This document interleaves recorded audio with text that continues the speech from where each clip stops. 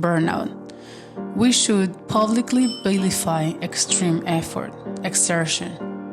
Instead, hustling has gaslighted our society into appraisal for potentially endowing us with an incinerating success. Its shine is blinding us. Its two-faced nature has brought our heroes to ashes time and time again. Yet, it's compelling to give in into its coercive arms, to live with a flame that is painfully melting you towards your dreams. Burnout corrodes everything that matters to us, our relationships, health, the ability of enjoyment.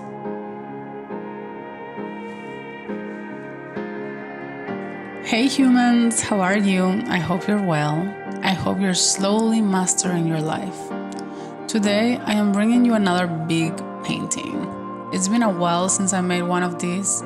I never did it in such a short period. After the challenge of creating a whole mural in a day, I started losing my strokes and being able to paint faster.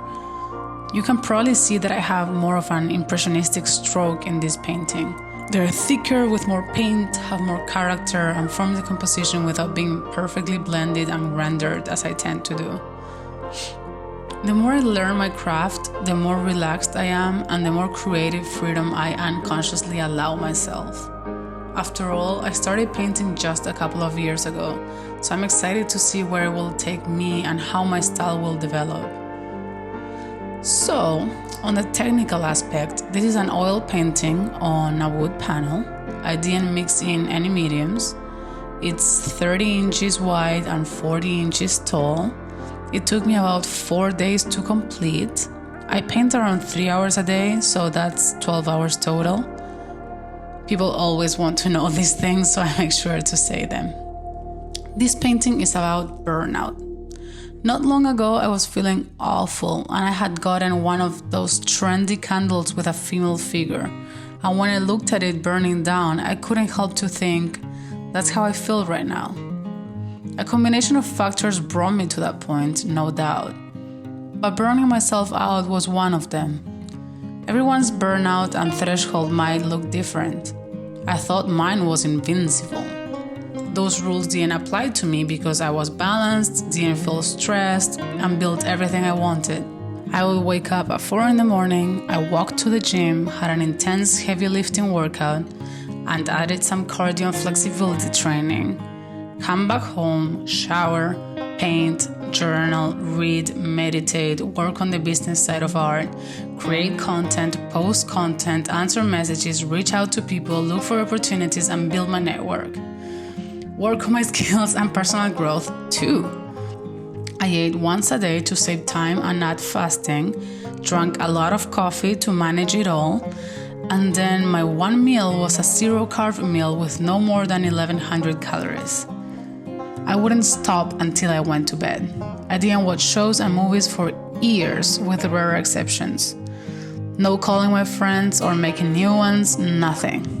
I would take myself out once a week, usually to work, but from a different place. I did achieve some things because of it. Nothing that would justify it, though.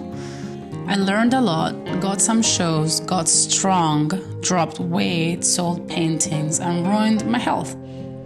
My hormones got all out of whack, especially my thyroid, and I started to have all kinds of symptoms, the neurological ones being the scariest. I had several panic attacks daily, migraines, numbness, extreme fatigue, vertigo, and so on. I started gaining weight even though I was barely eating, and I couldn't paint since I saw it very blurry, and my hand would go numb and I would drop the brush all the time on top of being too damn tired and stressed to do it. And I realized that I was doing all those things to be able to love my body, be happy, and be able to afford to paint. Something that I could and can have without having to shape my body or change it at all, without needing to make a bunch of money with my work, and just by slowing down, taking notice, and being grateful. I owed it to my self-journey to paint about this. to make it into something physical that would stay with me as a reminder and leave me as a burden. Let the guilt go, the fear, and keep the lesson and hope. I guess what I want to say with all this is to be careful. Success is our society's shiny object, and effort itself too. I was always admired for working so hard and for having the willpower to overrun myself like that, to have such control over myself. It made people believe in me too, that I could accomplish what I wanted because of it, and it doesn't work that way, that's it. Yes, you need to build and take action to achieve goals, but it's not about extreme exertion. It's about balance and consistency, and they need each other. You need balance to be able to sustain something, and you need consistency to achieve balance and homeostasis, which is the real goal, the hardest to attain for me. Moderation and balance are my biggest challenges, and they are worth doing the work behind how to get there. We need clear goals, and we need to want them bad to achieve them. We've heard this before, and I believe it to be true.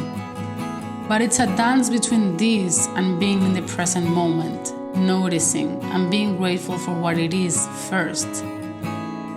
You can't pursue those goals with anxiety, wanting to move on from your current circumstances to the point of hating your life or not finding any rest and pleasure in your routine. It's not sustainable, and sustainability is what gets you to the things you want. I would love to know if you agree with this or your take on the subject. I hope this was a reminder or something you needed to hear. If you know someone who needs this right now, send it to them. I have this original and prints available in my shop in the description. I wish you a great life. Bye, humans.